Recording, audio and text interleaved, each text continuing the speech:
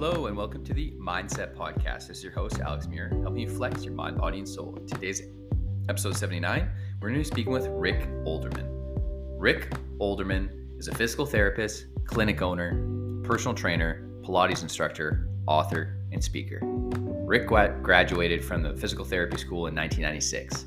After struggling to help his patients, he realized that standard physical therapy education left him unprepared to truly help people with chronic pain or nagging injuries.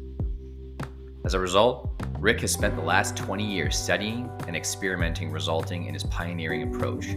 Shortly after, Rick took over a small physical therapy clinic in Denver. Rick's program, Fix Your Pain. Rick's powerful techniques can be found in his groundbreaking Fixing You series of books, which have sold tens of thousands of copies through Amazon. However, he discovered that some people needed more direct guidance. So he created his unique videos for people to follow along at home. Rick's 20 to 30 minute routines will guide you through the exercises to fix your pain. His techniques put the power to heal your pain back in your hands and give rapid results. So much so that after each session, you're prompted to test your pain to see that it has been reduced. No other program will give you faster and longer lasting results. Rick's approach will help restore vitality, strength, and flexibility to your body. Most importantly, you will gain control of your body and eliminate pain for good. Rick believes we all have the ability to solve our own pain and master our bodies given the right tools. And please welcome Rick Olderman to the podcast.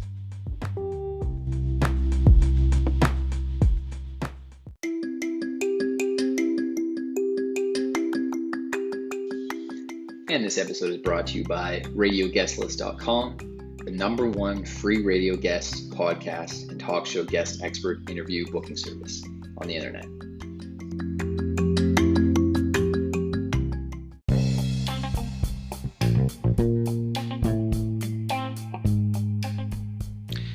This episode is brought to you by PodcastGuest.com, connecting podcasters with great guests. Podcasters. Find relevant experts and other podcasters to be guests on your podcast. Experts, guests, and more. Get booked on great podcasts to expand your reach and audience. PodcastGuest.com connects podcasters with experts, authors, and other podcasters to be guests on their podcasts.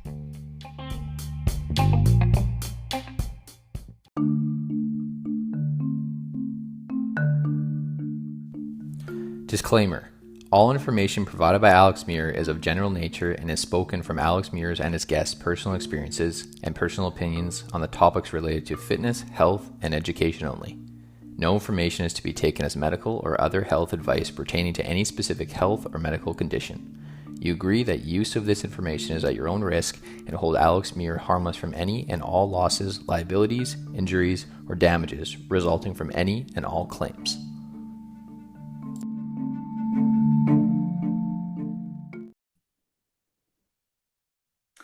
And we're live. Welcome to the MindCep Podcast. This is your host, Alex Muir, helping you flex your mind, body, and soul. And today's episode 79, we're going to be speaking with Rick Olderman. Welcome to the MindCep Podcast, Rick. Happy to have you on the MindCep Podcast. And I'm super excited for you to share your experience as a physical therapist. And specifically, your branding is all about pain management, how people can reduce, muscle pain, inflammation, and ways that people can, and I like how you get your own patients immersed in the learning, right? Not only are they coming to see you to alleviate their pain, right? They could be athletes, it could just be individuals that are working, very sedentary jobs. But the fact that you not only see your patients, you help them figure out what their pain points are, what they need to, but you also send them away with the ability to learn on their own, right? With your books and your courses.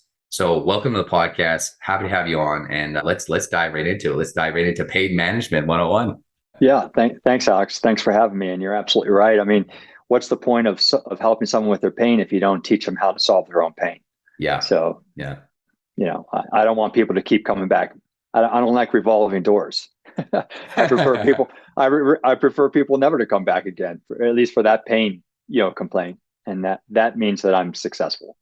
No, absolutely. And I feel like a lot of I feel like a lot of people's pain, from my understanding, right, it is, partly due to the kind of work that people do, right? The industry that you're in, right? You've got your office workers, you've got your, right, that will have developed certain muscular challenges as you age if you're not doing some sort of daily exercise regimen. You've got your construction workers, you've got, all sorts of different people in different industries, right?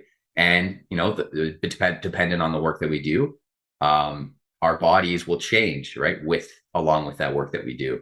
So is there any modalities that you recommend for your patients after they come to see you? Let's talk specifically lower back pain, right? Because I utilize my massage therapist. I utilize, every practitioner that I can to figure out, okay, where is my pain coming from? And one thing that stuck with me was people that have weak hips causes lower back pain. And every patient thinks, I thought that it was just lower back pain, right? It was just a singular issue. But turns out I went to my massage therapist. We were doing a little yoga, he was telling me to do some hip stretches, which I wasn't used to doing. He's like, actually, Alex, it's not lower back pain. And he told me, like, the pieces of the puzzle, it's actually my left hip, because my left hip is weaker, right? And both my hips are not as strong, but because I don't do enough of the stretching for the hips to open up the hips to alleviate that, all that stiffness, it causes for you to sometimes get that shooting pain up the lower back, right? Like, let's say when you're sleeping or you're at work.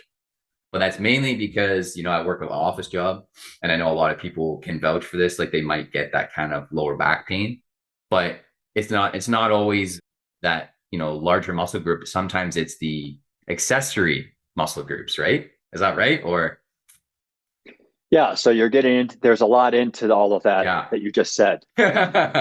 So let's break it down. And then what I'm going to do is I'm going to take you into a test to understand your back pain more precisely. And then I'll show you one of the ways that you are contributing to your own back pain. Yeah. And this will hopefully help a lot of people out there. I think the reason that chronic back pain is so prevalent is because it's so chronically misunderstood. Right. And you're hitting on one of the reasons why. So in our training as medical professionals, we're trained to isolate and identify tissues that are damaged. And we have many hundreds of orthopedic tests to determine exactly which tissue is injured.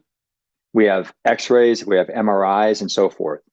But we have zero tests that tell us why that tissue is injured. And that's when it comes to chronic pain or recurring pain, that's what you need to understand. And so what I call this is the way we're trained, I refer to it as component thinking, because our whole focus is breaking the body down into components to isolate that component, treat that component, and then hopefully all pain will go away. Well, this works really well for acute issues, sprains, strains, tears, post-surgery, all that kind of stuff.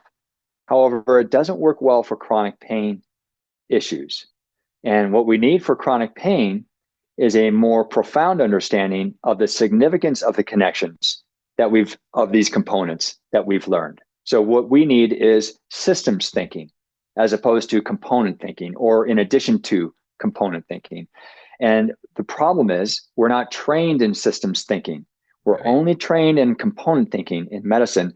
And this has everything to do with the fact that in medicine, all treatment should be evidence-based. Well, in order to generate evidence or research, you need to be able to isolate structures, test that hypothesis, and prove it's true or not true. That works well for components, but it does not work well. You can't isolate a system because there's too many factors. And so a lot of research isn't generated for systems understanding. It's all generated for component understanding. Right. Does that make sense? Yeah, no, that makes sense, because, the muscular system, muscular skeleton is an entire system, right? And correct. Anytime a patient goes into, they're like, oh, my back hurts, or my leg hurts, or my feet hurt, or there's way more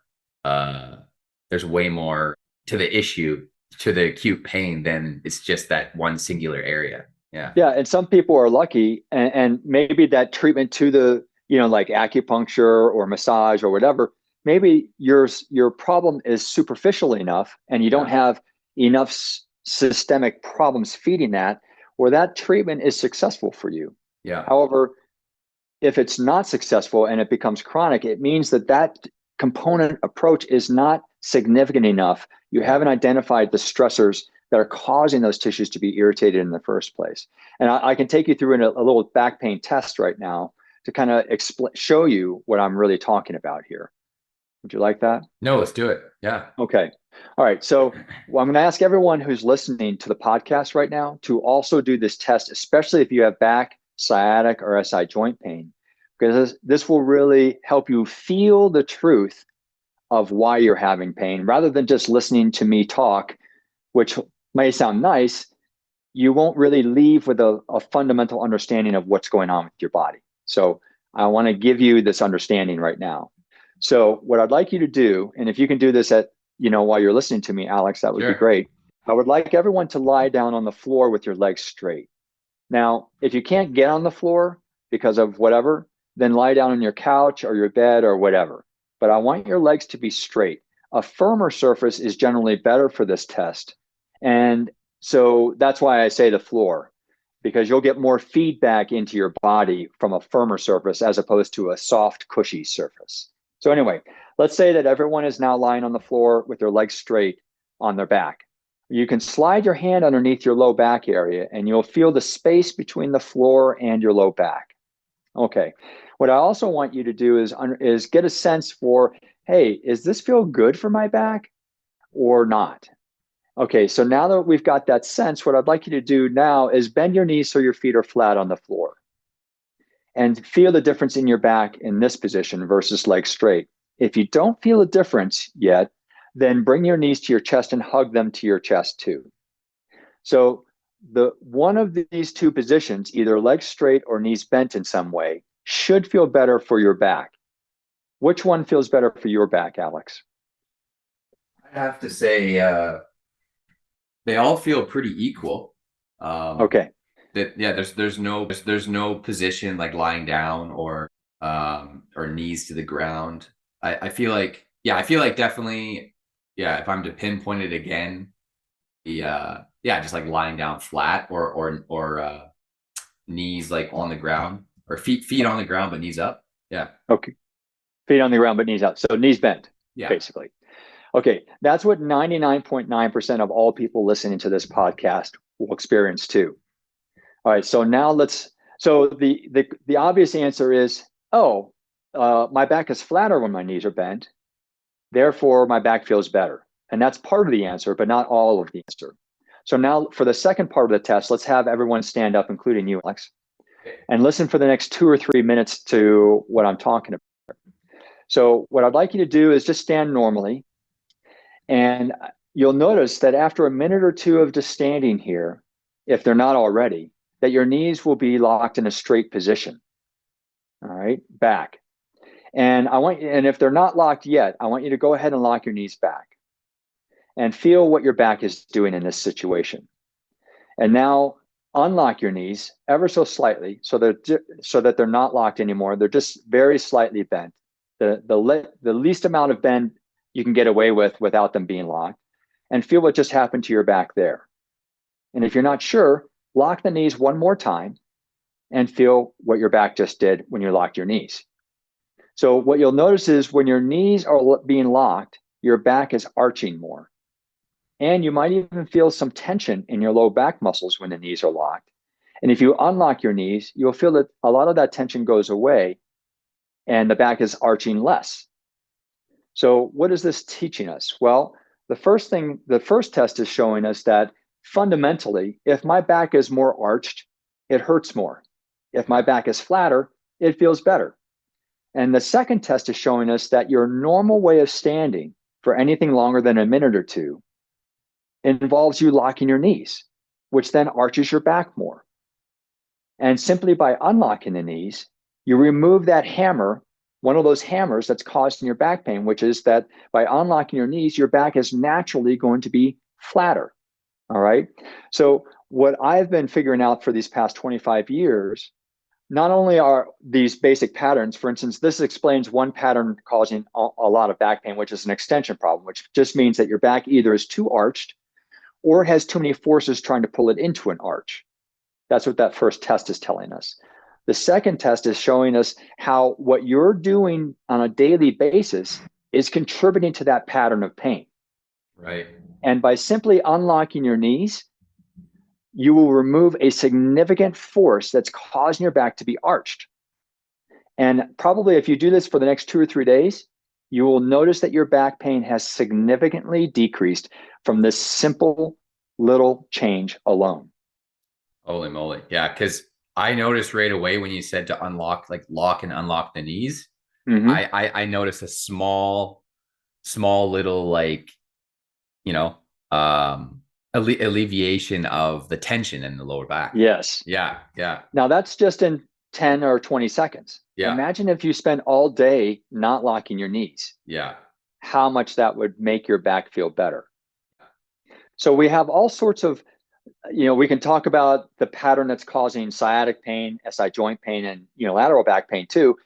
But through all of these patterns that we have in our body that's causing chronic pain, there are things that we're doing during the day that are reinforcing those patterns of dysfunction, which then become these large, never-ending hammers on our body, which is why I believe we're developing things like disc bulges, disc herniations, arthritic changes in our spine, sciatic pain, all sorts of things like this.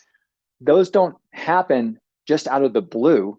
They happen because of stresses that are being put on your system that are unnatural or excessive. Yeah. One stressor that I've done for years, which I've just recently changed because my massage therapist is like, oh, I told him that I would cross. A lot of people do it.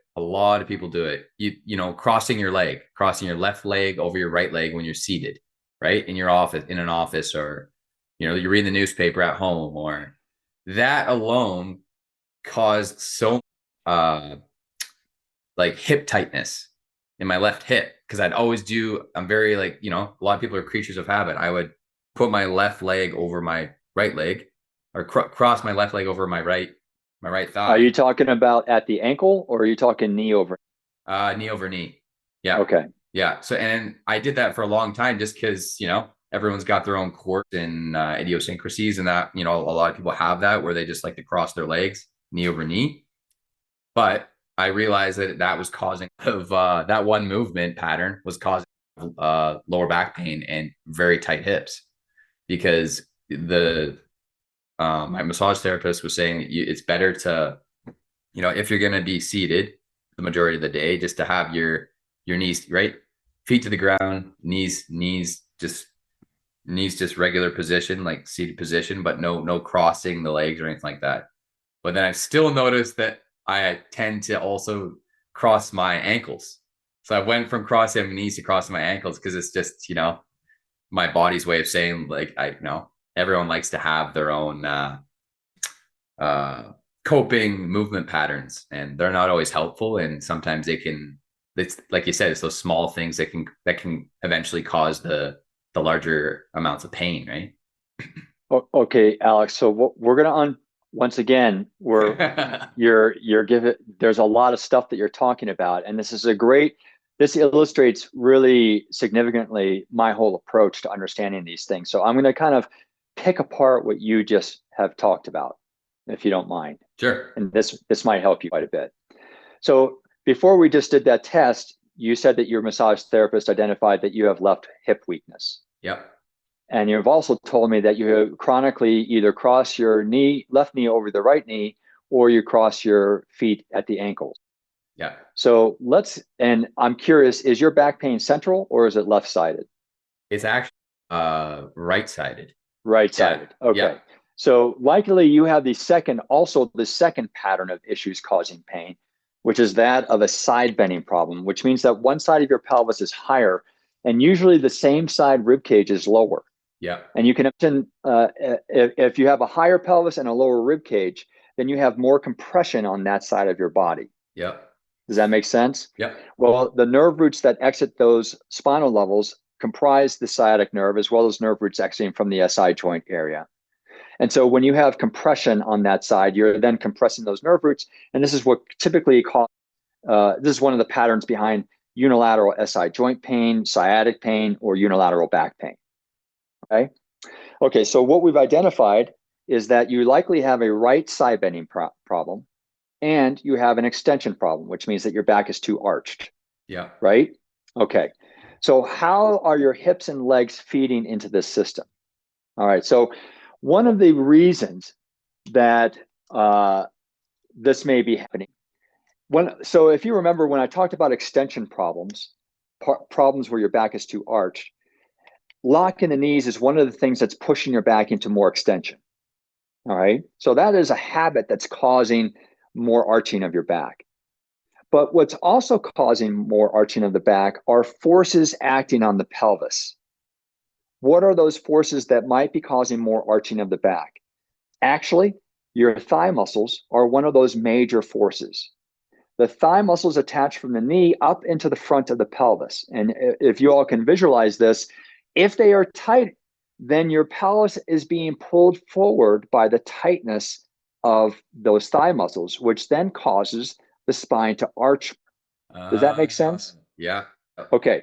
Now, this could be bilateral, meaning that it's equally tight on both sides, or it can be unilateral, meaning that you have one thigh muscle that's tighter than on one side than the other side. If that's happening, then you have more arching that's occurring in your back on that side. But what that also means is now that you've introduced a rotational torque through the pelvis, SI joint, and the spine. Does that make sense? Yeah. Yeah. Okay.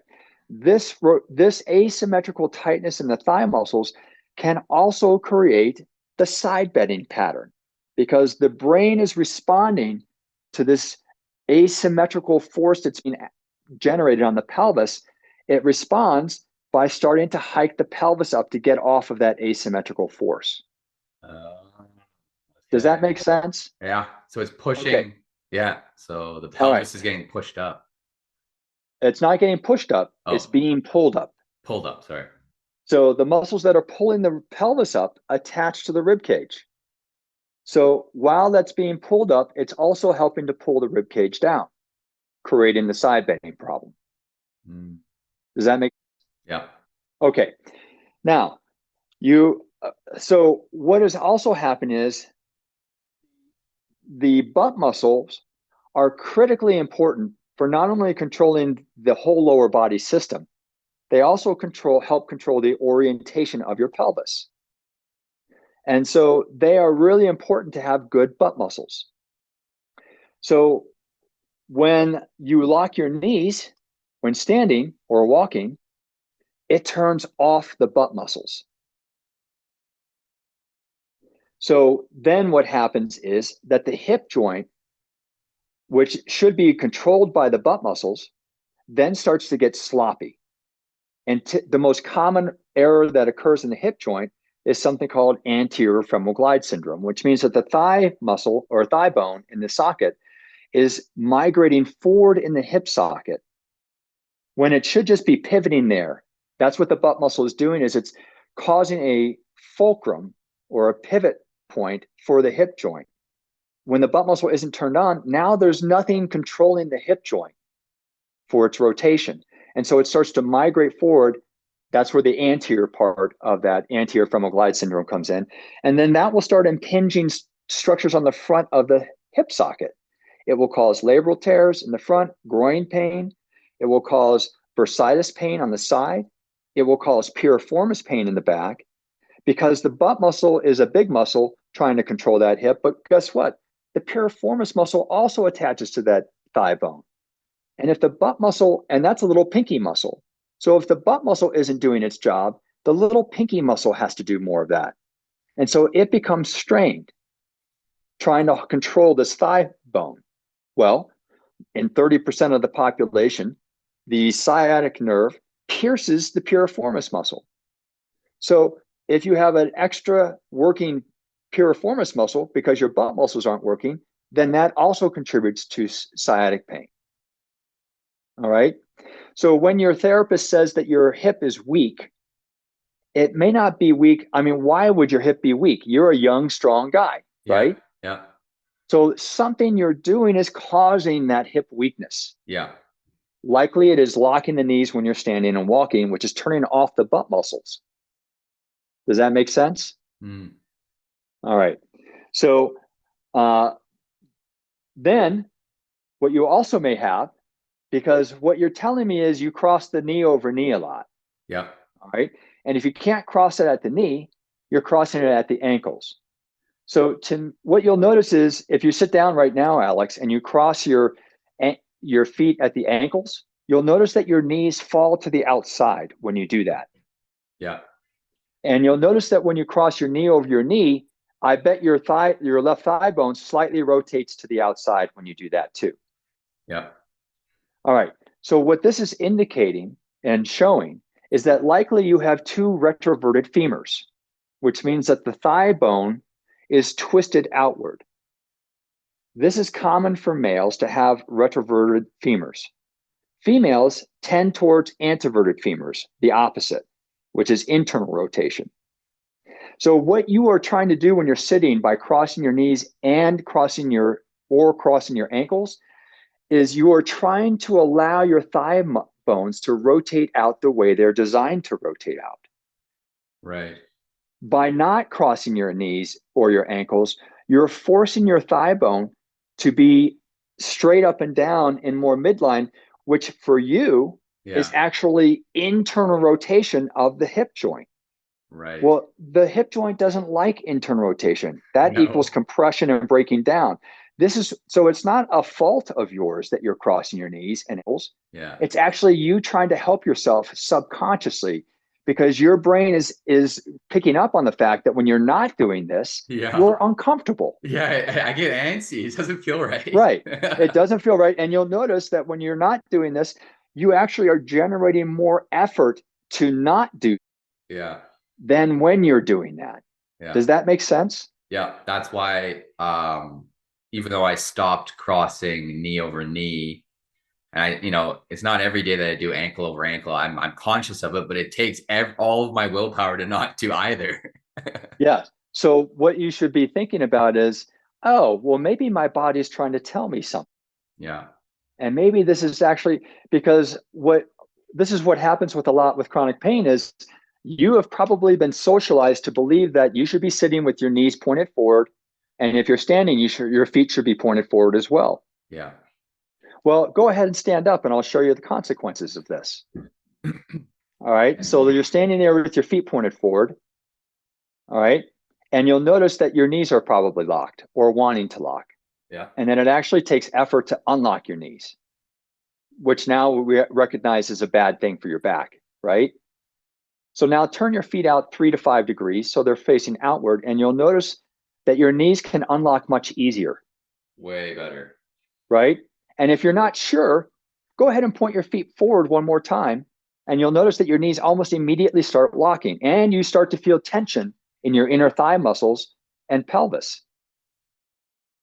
This is you overriding your body's natural state of being by adopting a socialized idea of what you should be doing rather than what your body is actually designed to be doing.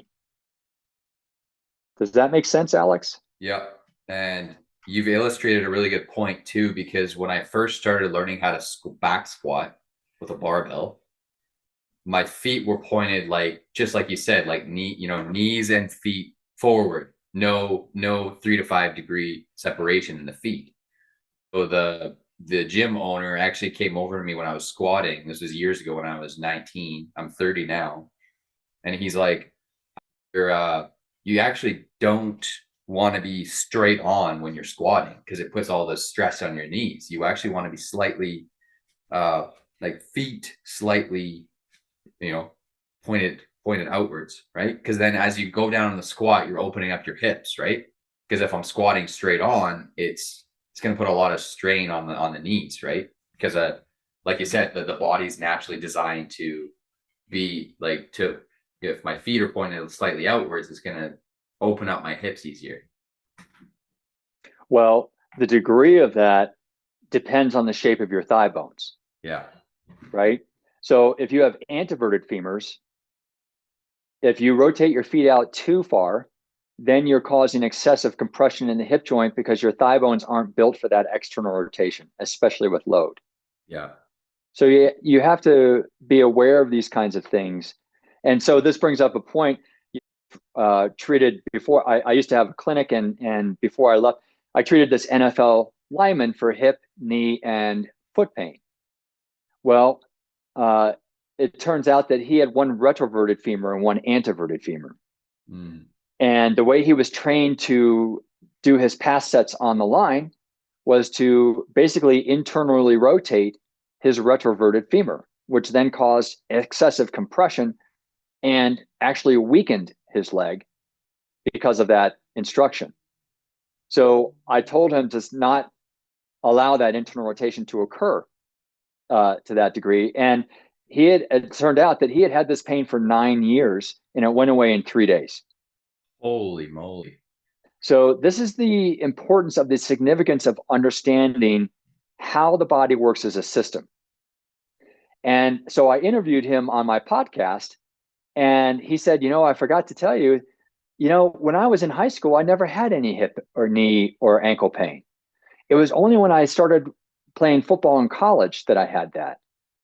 And he said, and you know what? It was because all my trainers told me I had to squat like this, and I had to do these certain exercises to strengthen my legs. They had no knowledge of anteversion or retroversion. All they did was put everyone, you're a lineman, this is what you're going to do. Yeah. This is how you're going to. Yeah. And this is the way it is in most professional sports, believe it or not. Yeah. Is that these people are just, and this is the way it happens is happening in medicine. This is why we have chronic pain. Yeah. Is because people are just it's an old set of ideas. It's all this component thinking. There's no systems thinking with our medicine or our training. And this is why we're having chronic pain, because look, if you break your bone, it heals in 8 weeks. If you cut your skin, it heals in a few days, right? Yeah. Things heal. Our bodies have natural mechanisms of healing. If something isn't healing or getting worse, that's an indication that you're not doing something right. Yeah. Right? Yeah. Right? Yeah. And so the problem is we in medicine aren't trained to understand what those things might be, because we've always been geared towards this evidence-based research component thinking model instead of a systems-based model. Yeah, because the greatest challenge for practitioners like yourself is probably like figuring out each person's individual system, because they're all different, right? Well, here's the beautiful thing. So, I wrote all my Fixing You books 10 or 15 years ago, and then I had my clinic, and it was a really busy clinic, and I trained all of my therapists in my approach to solving pain. And I got to see not only my patients responding to this information, but all of my therapist patients too. And what I eventually realized was that, we don't have to do all of this intricate testing for every single person. These things are all occurring in patterns of dysfunction. So the same pattern that might cause central back pain in you would cause right-sided back pain in another, SI joint pain in a third, SI joint pain in a fourth. But it's all the same pattern. Yeah. It's just being manifested as pain differently in your body versus someone else's because of your past injury history, your genetics, your work, your exercise habits, all sorts of things like that. But it's the same patterns. And this is why almost all back pain is broken down into these two very basic patterns that you and I have talked about today. One of too much arching and one of the side bending problem. Yeah. And that simplifies treating chronic pain. So on the surface of it, it may sound like, oh my God, this is so complicated. No, once you understand this, it actually simplifies solving pain. And that's the main response I got from all of my therapists. Once I trained them, in this way of looking at the body and solving pain, because treating, in medicine, treating back pain, especially chronic back pain and chronic neck pain or headaches, is often the most difficult thing for therapists to treat. But after learning this way of looking at the body, all of my therapists are like, I can't believe how simple it is. Treating back pain is easy now. And so is chronic neck pain and headaches. They couldn't believe it. I mean, one of them was actually afraid to treat neck pain and headaches. And after a few months of working with this, she's just like, I'm no longer afraid. I understand everything about why this is happening now, and it's easy to solve, and I'm getting really fast results. And this is the way it works when you really understand how the body works. So while your massage therapist isn't incorrect that your left hip is weak, that only scratches the surface. Yeah. You have to keep understanding and asking your question, but why is it weak? Yeah. And if you keep asking those whys, you'll get to the root of the problem. And if your practitioner responds by saying, I don't know, it's just probably this, that, or the other thing. Yeah. It means that they don't really understand how the body works as a system. Yeah. So that puts the onus more on you then to figure this out. No.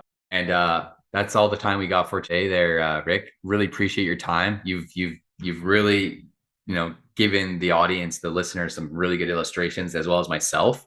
So thank you for sharing your knowledge with myself and the MindCep community. And what platforms are you most active on right now on social media or your website? And how can our listeners connect with you? Look at your courses, read your books. What's the best way to get in contact with you? The central hub is rickolderman.com. So that's where everything is located. I've got an ebook there. I've got free stuff. I've got all my digital home programs. I even created a online practitioners training program, because I believe anyone from coaches to surgeons need to understand how the body works. Yeah. If you're helping people with pain or training them, you need to understand how this all fits together, or else you're going to be hurting people, or really at the very worst, or at the best, not really helping them.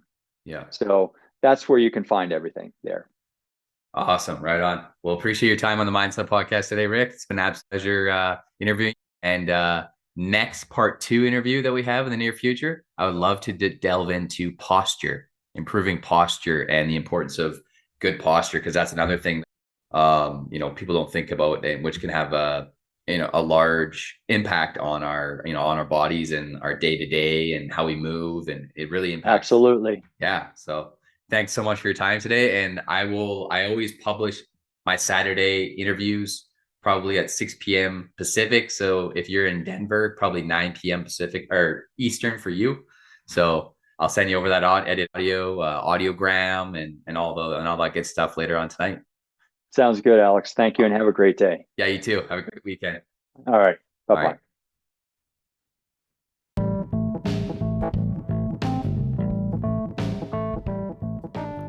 The MindCep mission.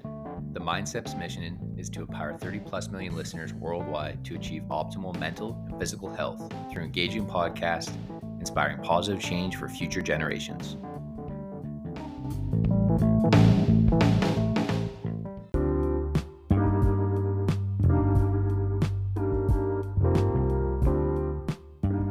Dear listeners, I thank you all, ladies and gentlemen, for listening to the MindCep Podcast. This is your host, Alex Muir, helping you flex your mind, body, and soul. And I just want to start off by saying, I appreciate you. I appreciate you listening to this podcast. I appreciate your feedback on my episodes and following the show. And I would like your feedback as well in the form of a short rating and review on Apple Podcasts. Spotify Podcast now has a rating and review section.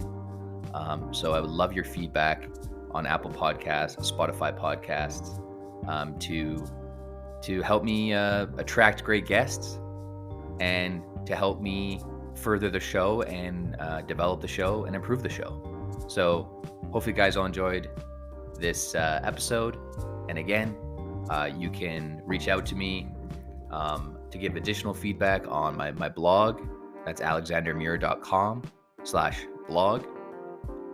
You can reach out to me on through my Instagram, through Facebook. All my links are in the show notes. And again, I appreciate you. And thank you all for listening.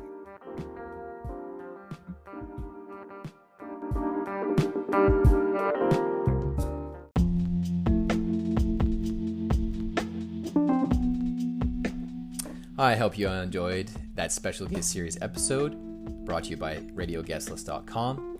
If you enjoyed this podcast interview with myself and my guests, and you'd like to give me some feedback, please do so by leaving a short review on Apple Podcasts under MindCep Podcast. That's MINDCEP, the MindCep Podcast. On Apple Podcasts, Spotify, Stitcher, wherever you listen to podcasts. And I'll be happy to hear your feedback. And if you'd like to connect with me, you can do so as well on social media or on my blog. That's Alexander Muir, ALXANDER, Muir, M as in Mike, UIR.com. And thank you for listening, and see y'all next time.